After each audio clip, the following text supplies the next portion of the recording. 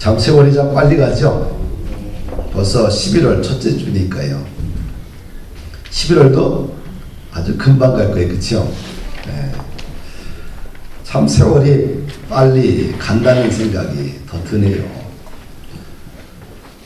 11월 하면은 뭐 우리 여러분들의 인생도 좀 정리할 건 정리하고, 그쵸? 또 교회도 영적으로 또 추수하는 기간이 되어야 되지 않겠나 싶습니다.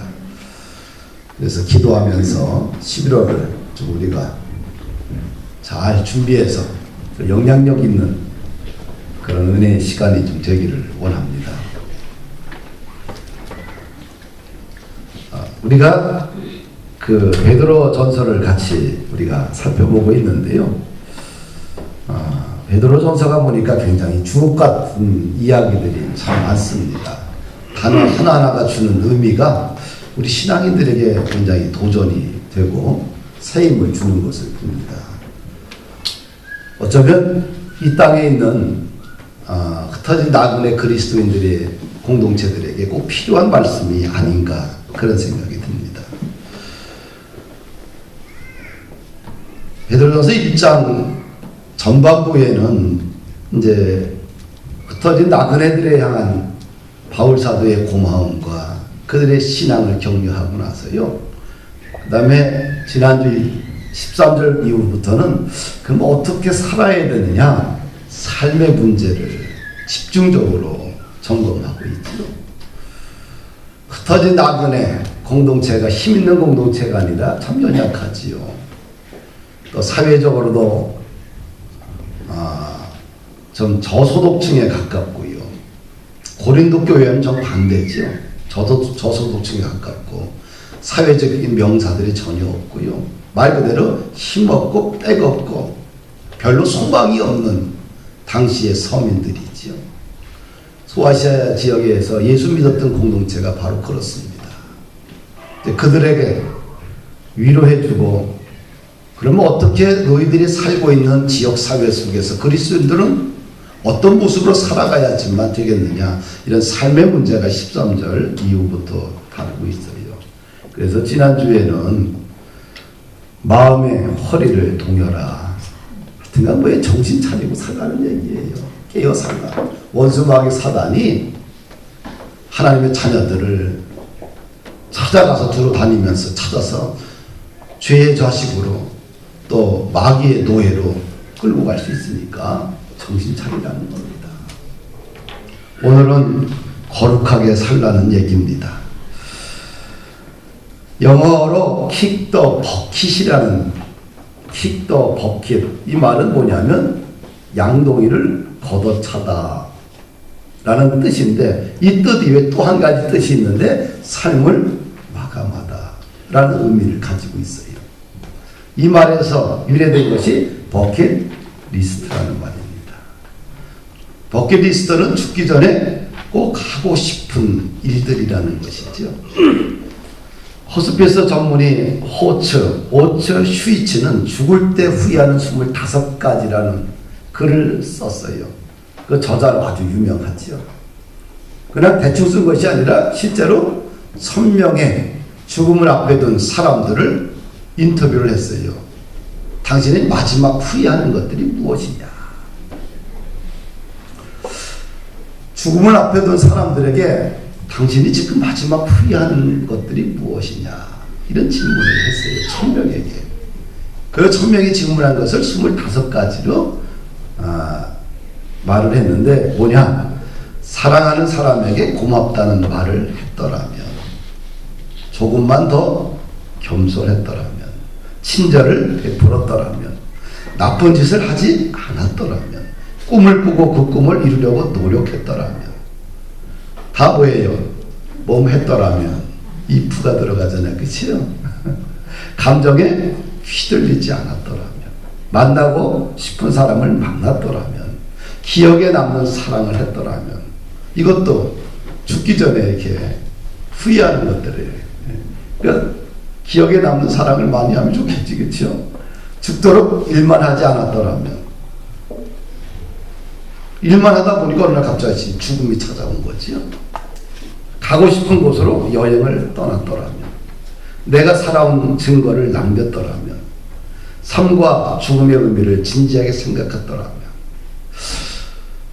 내가 살아온 증거를 남겼더라면, 우리가 매년 또 우리가 살아가면서 우리는 자기 인생의 중요한 이 포인트가 될 만한 것 사실은 이렇게 좀 적어놓는 훈련을 좀 해야 돼요. 저는 이렇게 좀 적어놓는 스타일이에요. 그래서 적어놓는 걸 좋아해서 내 인생의 교회든 개인적인 것이든 뭐 어떤 것이든 중요한 포인트가 될 때마다 이걸 다 정리를 해요. 정리를 해서 남겨놓습니다. 근데 그때 시간을 놓치고 적어놓지 않으면 희미해져요. 그 다음에 시간이 지나가면 그런 일이 있었구나 정도지 그때 그 감정이 되살아나지는 않아요. 그래서 우리가 언젠간 누군가 이 땅을 떠날 때 자기가 살아왔던 삶의 증거가 좀 남겨져 있으면 그것을 한번 쭉 자기의 전 인생을 좀 뒤돌아볼 때 큰 도움이 되지 않겠는가. 아, 내가 이럴 때 이런 생각을 하고 이렇게 행동했구나. 또 삶과 죽음의 의미를 진지하게 생각했더라면, 맛있는 음식을 많이 맛보았더라면, 자식이 있었더라면, 자식을 혼인시켰더라면, 유산을 미리 염두에 두었더라면, 건강을 소중히 여겼더라면, 좀 더 일찍 술과 담배를 끊었더라면, 건강할 때 마지막 의사를 밝혔더라면, 이게 중요해요. 마지막 시간이 다가오게 되면 자기가 자기의 의사를 표현할 능력이 없어요. 다 제한당합니다. 살아있는 자식들이나 살아있는 사람들에 의해서 내 마지막을 그분이 조종하게 돼요. 근데 얼마나 이 마지막 시간이 고통스럽습니까? 뭐 아무도 없는, 사랑하는 사람들이 아무도 없는 차가운 중환자실에서 호흡기를 쓰면서 거기서 홀로 죽어가는 그 모습, 그 옆에는 많은 사람이 똑같은 모습으로 죽어가는 모습, 매일같이 연명치료하는 그런 모습들을 자기 스스로 말 못하면서 견뎌야 되는 그 고통은 굉장히 커요. 그래서 어떻게 돼요? 살았을 때, 건강할 때에 자신의 마지막을 어떻게 보낼 것인가 분명하게 자기 자신이 결정을 해야 돼요. 안 그러면 마지막 시간들이 굉장히 정말 외롭고 슬프게 정말 아무도 모르는 똑같은 환자들 속에서 차가운 그 방 안에서 그런 게 홀로 가게 됩니다. 치료의 의미를 진지하게 생각했더라면, 그렇죠. 하나님의 가르침을 알았더라면 등의 이 후회를 사람들이 남겼다고 그래요. 인생의 마지막 순간에 밀려오는 후회를 주체할 수 없다면 얼마나 가슴이 아플까. 마지막에 모든 것을 내려놓고 후회 없는 인생을 마감할 수 있다면 이것이 진정한 복이라고 저는 생각을 합니다. 성경은 이런 얘기를 해요. 한 번 죽는 것은 사람에게 정한 것이요 그 후에는 심판이 있다. 모든 사람이 죽고 그 후에는 심판이 있다고 합니다. 우리가 얼마나 오래 사는가가 중요한 것이 아니라 어떻게 사느냐가 중요합니다. 죽음은 남녀노소를 구별하지 않고 차별하지 않고 순서도 관계도 없습니다. 젊음도 건강도 재산도 직업도 이 세상의 어떤 곳으로도 찾아오는 죽음을 우리는 막을 수가 없습니다. 죽음으로부터 우리를 지켜줄 수 있는 것은 아무것도 없어요. 그래서 우리 신앙인들은 죽기 전에 꼭 해야 할 버킷리스트를 나름대로 만들어야 돼. 그렇죠? 예. 세상 사람들도 버킷리스트가 필요하지만 우리 그리스도인들은 신앙 안에서 버킷리스트가 있어야 되지 않느냐. 안 그러면 그냥 멍하게 살다가 그냥 갑자기 죽음도 멍하게 닥칠 수가 있어요. 얼마나 불쌍해. 그렇죠? 죽음을 앞에 두고 전 과정 속에서 나름대로 버킷리스트대로 하나님의 영광을 위해서 자신의 삶을 하나하나 준비해가는 것은 굉장히 축복된 죽음입니다. 중요한 것은 주님의 핏값으로 산 교회에 충성해야 됩니다. 남는 게 그것밖에 없어요. 내가 신앙생활을 참 잘해야지만 마무리가 아름답습니다. 주님의 명령인 전도와 선교를 열심히 해야 돼요. 남는 것이, 내가 이 땅을 떠나가고 남는 것은 그런 영적이고 이런 아름다운 것들만 남지 육적인 것은 하나도 남지 않는다. 우리가 지금 세상 살면서 중요하게 생각하는 육적인 것들, 눈을 즐겁게 하고 입을 즐겁게 하고 내 몸뚱아리를 즐겁게 하는 모든 것은 다 남지 않아요. 정말 남는 것은 뭡니까? 영적인 것들이에요. 이런 것들에 대한 계획이나 또 이런 것들에 대한 어떤 삶의 방향들이 없다고 한다면 정말 후회하지 않을까 싶어요. 그래서 나름대로 신앙인으로서 좀 버킷리스트를 한번 좀 만들어 보셔요. 그렇죠? 네? 만들어 보면 조금 더 삶이 좀 이렇게 좀 차분해지고 좀 더 응집력이 있지 않겠는가.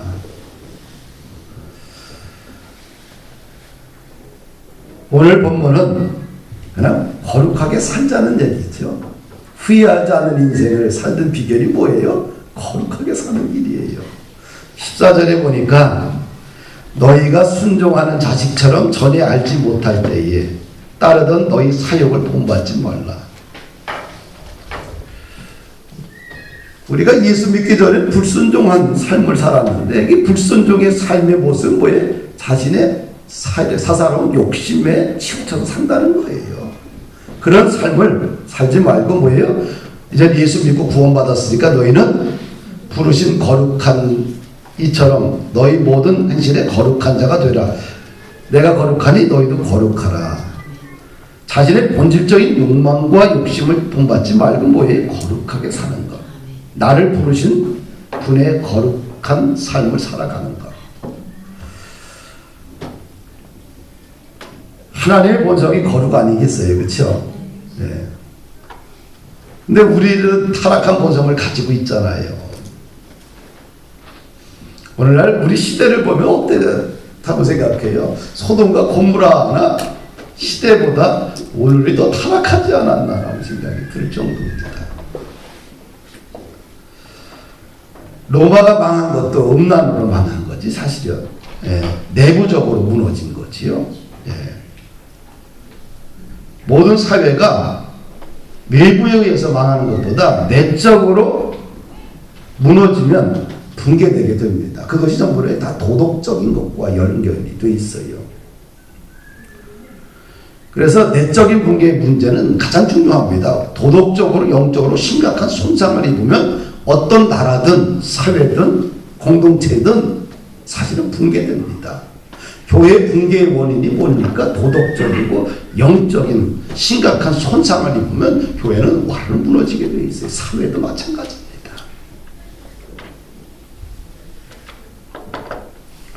오늘날 많은 사람들이 이야기를 할 때 다 물질 지향적이잖아요. 물질만 충족되면 난 행복하게 잘 살 수 있다. 물질이 행복의 가장 중요한 기준입니다. 근데 그 사회가 만약에 물질 지상주의로 가고 있다. 아이들부터 모든 사람이 오직 물질만 있으면 행복하다. 그래서 젊은 아이들의 꿈이 건물주라고 이야기를 공공연하게 하는데 이렇게 가다 보면 어떻게 돼? 이런 것은 뭐냐면 달리는 자동차가 브레이크가 고장난 형국과 같아요. 차가 달리는데 브레이크가 고장났어요. 어떻게 될까요? 그 차는 곧 있으면 어떻게 돼요? 전복되고 그 차는 결국은 사고가 나게 됩니다. 물질이 최상위 포식자 위에 있다고 한다면 그 물질이 이 사회를 지배하는 힘이라고 한다면 그 사회는 내적으로 심각하게 붕괴되고 있다는 조짐입니다. 교회나 국가나 영적, 도덕적, 정신적 붕괴를 극복해야 됩니다. 그러지 않으면 우리 사회는 희망이 없어져요. 교회는 어떤 사람이 오느냐? 영적으로, 도덕적으로, 정신적으로, 관계적으로, 재정적으로, 육체적으로 병든 사람들이 오는 곳이 교회예요. 이 교회는 종합병원과 같은 거지, 그렇죠? 종합병원의 원장님은 누구예요? 성삼위 하나님입니다. 우리는 어시스턴트예요, 그렇죠? 네. 이 종합병원의 원장님은 성부와 성자와 성령이 하나님이에요. 그렇죠? 그래서 우리가 이 종합병원에 오면 하나님께서 우리의 모든 질병을 다 치료하시고 새롭게 하십니다. 그래서 우리를 만지시고 고치시고 새롭게 하는 것이지요. 사랑하는 여러분들, 그래서 어떻게 살아야 되느냐? 세상에 나가서 그렇게 치료받고 나서는 거룩하게 살라는 거예요. 예, 거룩하게 살라. 고린도전서 6장 19절 20절을 보니까 이런 말씀을 하여 너희 몸은 너희가 하나님께로부터 받은 바 너희 가운데 계신 성령의 전인 줄을 알지 못하느냐. 우리가 예수 믿고 구원받고 나서 우리 무슨 전이 됐어요? 성령의 전. 너희는 너희 자신의 것이 아니라 값으로 산 것이 되었으니 우리는 누구의? 예수 그리스도의 핏값으로 샀다는 거예요. 그래서 너희 몸으로 하나님께 영광을 돌려라. 할렐루야. 그래서 육체 속에 우리의 영과 혼이 들어가 있잖아요. 그래서 영과 혼이 육체를 통해서 하나님께 영광 돌려야 돼요. 그럼 어떻게 영광 돌리냐? 방법은 딱 하나예요. 거룩하게 살라. 따라합시다. 거룩하게 살라. 네. 거룩하게 살라는 것은 우리가 조금 더 이렇게 거룩하게 되면 이게 이 언어 자체가 참 와닿지 않는데, 깨끗하게 사는 것 아는데 좀 더 구체적으로 거룩하게 사는 것이 뭘까라고 했을 때 좀 구체적으로 들어가 보면, 분석해 보면 첫째로 욕망의 방향을 바로잡는 거예요.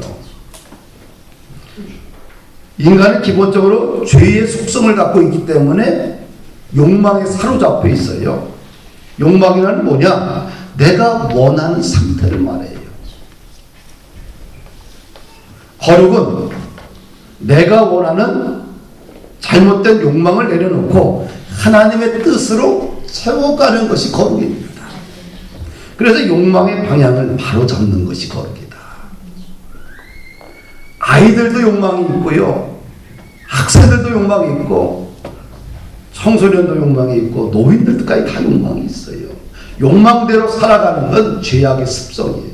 거기서 욕망을 좀 버리고 하나님의 뜻으로 채워가는 것이 거룩입니다. 바울 사도가 이런 말씀을 해요. 빌립보서 3장 7절 10과 10절 사이에 보면 내가 유익하던 모든 것을 다 버렸다는 거예요. 왜? 그리스도를 알기 위해서 내가 유익함으로 알고 있던 모든 것을 다 버렸다. 내 주 그리스도 예수를 아는 지식이 가장 고상하기 때문에 내게 유익했던, 내가 가지고 있었던 모든 것을 다 버렸다는 거예요. 배설물을 다 버렸다. 그리고 그 안에서 누굴 얻어요? 다 버리고 예수 그리스도를 얻었다는 겁니다. 할렐루야. 바울 사도의 욕망은 뭐예요? 세속적인 거였지만 예수님을 알고부터 모든 것을, 자신의 목표를, 욕망을 다 버리고 예수님을 아는데 자신의 전부를 던졌다는 거지요. 십자가에서 부활하신 예수님을 만나고 나서 그의 삶의 좌표가 완전히 바뀌게 되었다는 거예요.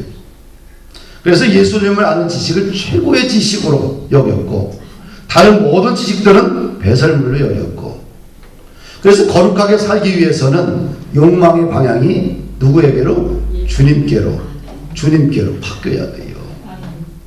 왜? 우리들의 신분이 바뀌었어요. 이제 마귀의 자녀에서, 세상의 자녀에서, 세상 것을 자랑하는 자녀에서 하나님의 자녀로, 그리스도 자녀로 우리의 신분이 바뀌었어요. 그러면 어떻게 해요? 자랑의 방향도 바뀌어야 되는 거겠지요.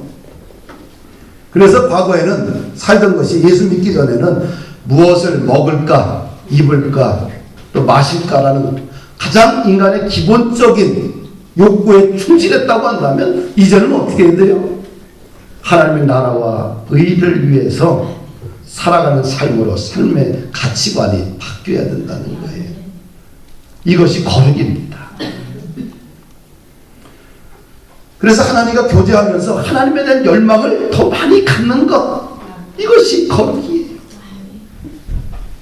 그래서 주님에 대한 열망을 더 많이 갖자. 하나님의 나라와 뜻에 대한 열망을 더 많이 갖는 것, 이것이 거룩입니다.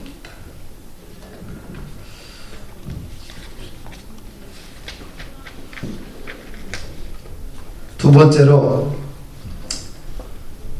첫 번째가 방향을 바꾸는 거라고 한다면 두 번째는 뭐예요? 신앙의 미덕을 개발하는 거죠. 신앙의 미덕, 이것이 거룩이다. 그리스도인들의 아름다운 미덕은 믿음, 소망, 사랑이잖아요. 그렇죠? 이것을 더 많이 개발시키는 것, 신앙의 미덕을, 아름다운 법을 더 많이 내 삶 속에서 개발해 가는 것, 이것이 거룩입니다. 한 율법사가 예수님께 질문을 해요. 예수님, 내 이웃이 누구입니까? 예수님이 비유를 들지요. 어떤 한 사람이 강도 만났다. 그 사람이 거의 다 죽게 되었다. 그런데 죽게 된 그 사람을 보고 제사장은 피해 도망갔고 레위인도 똑같이 피해 도망갔다. 그런데 사마리아인이 여행하다가 그를 보고 불쌍히 여겨서 데려다가 잘 보살펴주고, 또 주막주인에게 또 말을 한다. 이 사람을 잘 보살펴주라. 그리고 비용이 더 들면 내가 다시 돌아와서 갚겠다. 예수님이 율법사에게 묻습니다. 이 세 사람 중에 누가 강도 만난 사람이 이웃이겠느냐? 율법사가 말하죠. 사마리아인입니다. 그러면 주님이 말해요. 너도 가서 이와 같이 하라. 거룩함이라는 것은 그리스도인으로서 아름다운 미덕을 실천하는 것입니다. 그래서 아름다운 미덕을 많이 실천하게 되면 뭐예요? 그 거룩한 삶을 살아가는 거예요. 그러니까 나를 좀 벗어나야 되겠죠. 나를 벗어나면 다른 사람의 삶을 보살필 수 있는 마음과 눈이 열리게 됩니다. 할렐루야. 이 땅에 강도 만난 사람들이 참 많습니다. 앞으로 더 많아질 것 같습니다. 잘 살면 1000불에서 10,000불 되고, 10,000불에서 20,000불 되고, 20,000불에서 30,000불 되면 이 땅에 강도 만난 사람은 싹 사라지고 이 땅에 지상 천국이 이루어질 것이라는 착각 속에 살아왔지만 오히려 더 강도 만난 사람들은 더 많아지고 있지요. 그치? 질병에 강도 만나고요, 사업에 부도를 만나 강도 만나고요, 우울증에 강도 만나고요, 이단에 강도 만나고요, 믿었던 남편과 아내로부터 강도 만나고요, 잘못된 목회자를 만나 강도 만나고요, 교회 중직자를 잘못 만나 강도 만나고요, 때로는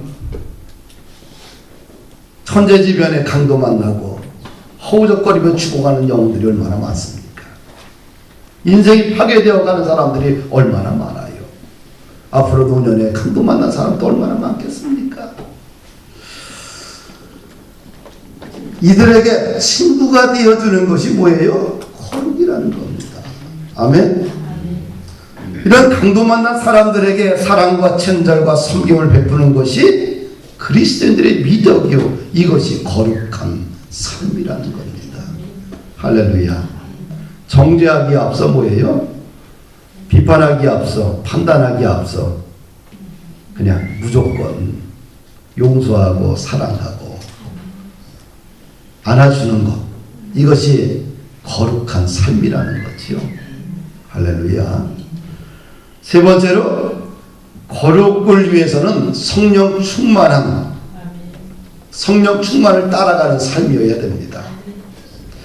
우리 인간의 육체의 소욕은 굉장히 강합니다.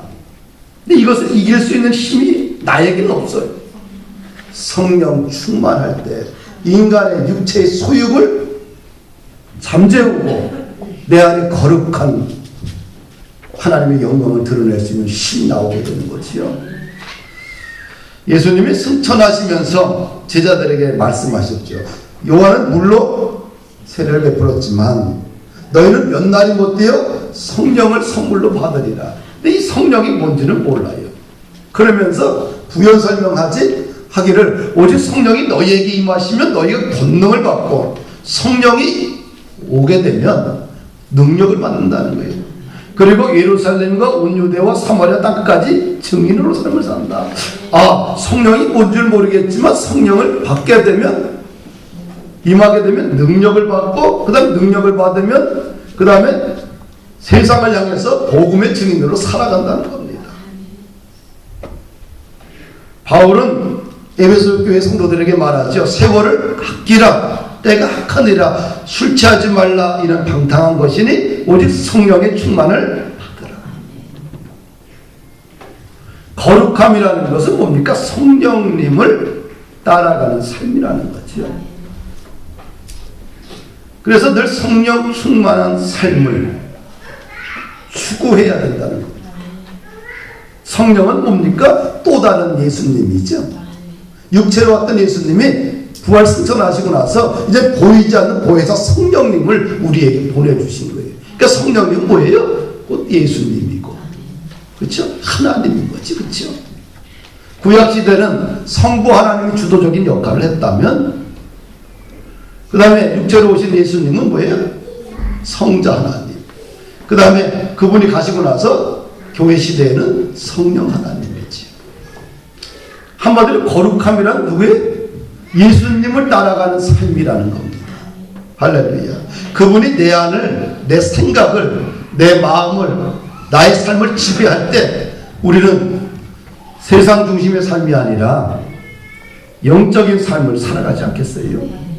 로마서 8장 5절 9절을 보게 되면 육신을 쫓는 자는 육신의 일을, 영을 쫓는 자는 영의 일을 생각하나니, 이 영은 뭐예요? 성령님이 하나님을 얘기하죠. 육신의 생각은 사망이요 영의 생각은 생명과 평안이라. 육신의 생각은 결론은 뭐예요? 사망으로 끝나고, 영의 생각은 생명과 평안을 준다는 거예요. 육신의 생각은 하나님과 원수가 되고, 왜냐?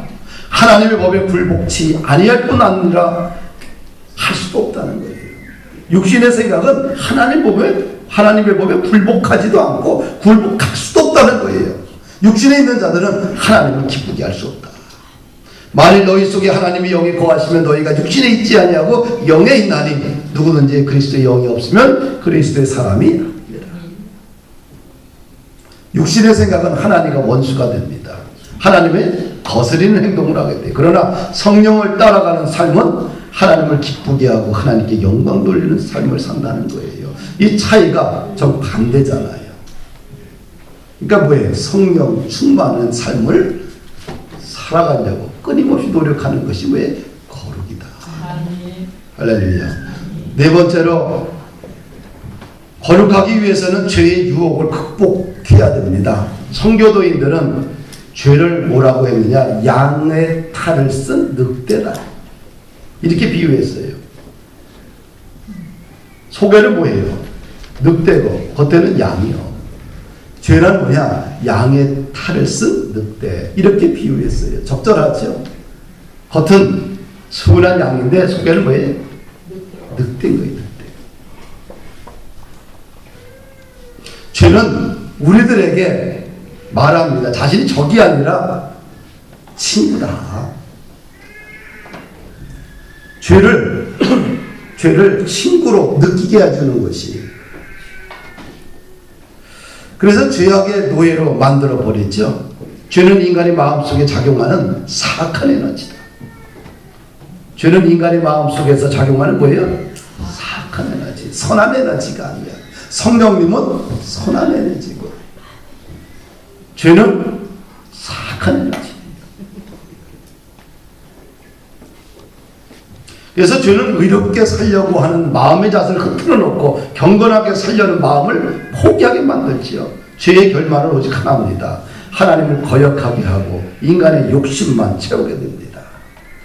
그래서 위대한 청교도 인인 존 오웨는 신자들 안에 있는 죄를 죽이는 문제에 대해라는 책에서 이렇게 선언합니다. 죄를 죽이려거든 그리스도께 대한 당신의 믿음을 활용하라. 믿음을 활용하라고 그래요. 그리스도의 보혈은 죄로 인해 병든 영혼을 치료하는 최고의 절대적인 특효약이다. 뭐가 특효약이에요? 그리스도의 보혈. 그리스도의 보혈만이 죄를 치료하는, 병든 영혼을 치료하는 최고의 특효약이다. 보혈 속에서 살아가라. 그러면 당신은 평생 승리자로 살아가다가 상을 마감하리라. 그렇다. 하나님의 선하신 섭리에 힘입어 당신의 권능적 욕망이 죽어 발 앞에 나뒹기는 모습을 보게 되리라. 얼마나 멋있는 얘기예요. 평생을 보혈 속에 살아가라. 그러면 하나님의 선하신 섭리가 당신을 덮을 것이요. 이 권능적 욕망, 이 죄의 욕망이 무슨 욕망이에요? 아주 권능적 욕망이래요. 이 권능적 욕망이 죽어 발 앞에 나뒹기는 모습을 너희가 볼 것이라는 거예요. 그래서 죄가 생각나거나 죄를 짓게 되면 십자가의 보혈 피를 의지하면서 하나님 나의 영혼을, 나의 육체를 깨끗이 씻어 주시옵시고 동과 서가 먼 것처럼 모든 죄악을 도말하여 주시옵소서. 할렐루야.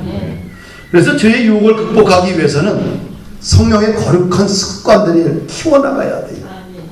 갈라디아서 5장 20절에 보면 성령의 열매들이 쭉 나오는데 뭐예요? 사랑, 희락, 화평, 오래 참은, 자비, 양상, 충성, 온유, 절제를 이야기합니다.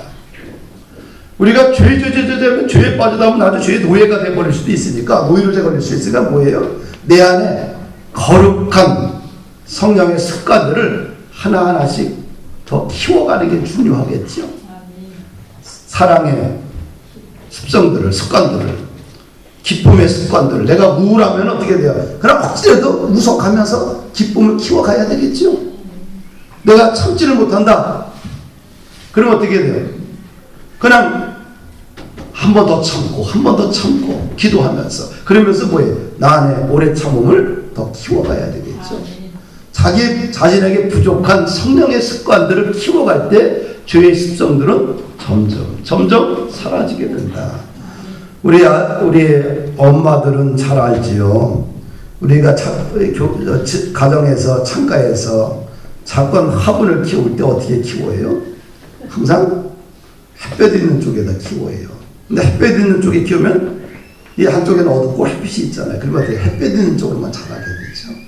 그러다가 어떻게 돼요? 나중에 또 바꿔놔서 반대편이 햇빛이 들게 하고. 왜? 햇볕이 드는 쪽으로 식물은 자라게 됩니다.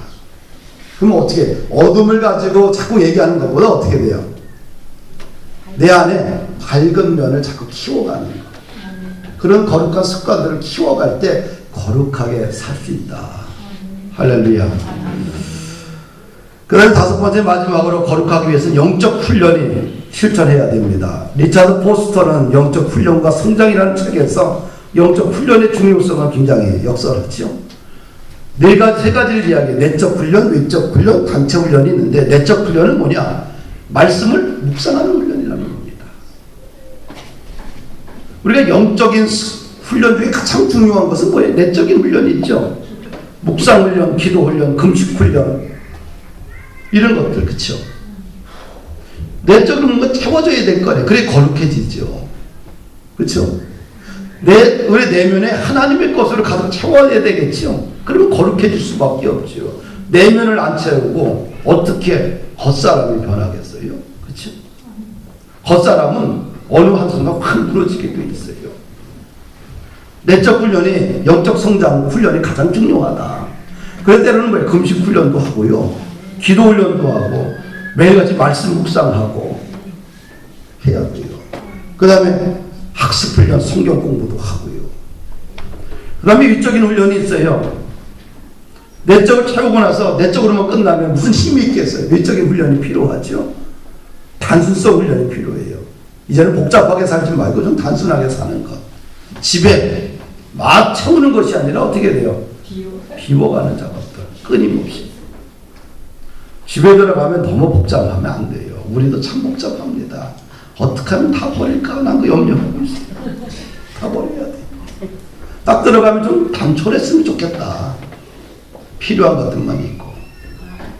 그 다음에 홀로 있는 훈련이 좀 필요해요. 홀로 있는 훈련. 요즘 혼자 있는 걸 너무 무서워해요. 홀로 시간을 보내고 홀로 뭔가 세워져가는 훈련이 좀 필요합니다. 그 다음에 섬김 훈련. 하나님 말씀에 복종하는 훈련. 훈련이 필요해요. 그 다음 단체 훈련이 있어요. 고백 훈련입니다. 서로의 죄를 고백하는 훈련이 필요하고요. 또 예배 훈련이 필요합니다. 진정한 예배가 뭘까? 인간의 감정만 자극하고 만족하는 예배가 아니라 하나님께 고백하고 드려지는 살아있는 예배를 드려야 한다고 합니다. 그래서 이분은 예배도 훈련의 영역이다. 예배를 소중하게 여기는 삶의 자세, 내 삶의 중심에 예배를 놓는 것, 이것도 훈련이라는 거예요. 사랑하는 여러분들, 기도를 예배라고 하지 않고요. 예배라는 것은 공동체가 모여서 어떤 장소에 모여서 함께 하나님을 찬양하고 예배드리는 것을 예배라고 하는 거죠. 예. 그래서 내 삶의 중심에 예배를 놓는 것이 아주 귀한 축복입니다. 또 리차드 포스터가 쓴 책 중에 아주 고전적인 책인데 돈, 섹스, 권력이라는 책인데 인간이 쉽게 무너진 세 가지 영역이라고 합니다. 인간에게 있어서 골치 아픈 세 영역이 돈, 섹스, 권력. 이것도 훈련의 영역 아니겠어요? 그렇죠? 오늘 왜 사람들이 무너집니까? 세 가지 때문에 무너지는 거 아니겠어요? 그렇죠? 이것이 우리가 훈련하지 아니하면 그 다음에 서서히 무너지다가 왕창 다 무너져 버려요. 말씀을 마칩니다. 훈련은 주님 부르실 때까지 해야 된다. 훈련하면 거룩하게 살 수 있다. 시편 24편 말씀 읽어드립니다. 여호와의 산에 오를 자가 누구며 그의 거룩한 곳에 설 자가 누구냐. 곧 손이 깨끗하며 마음이 청결하며 뜻을 허탄한 데 두지 아니하며 거짓 맹세하지 아니하는 자로다. 그는 여호와께 복을 받고 구원이 하나님께 의를 얻으리라. 한마디로 뭡니까? 거룩한 곳에 설 자. 바로 거룩한 사람이 거룩한 곳에 서는 거예요. 할렐루야. 그런 교회가 되기를 주의 이름으로 축복합니다. 한 주간 승리하십시오.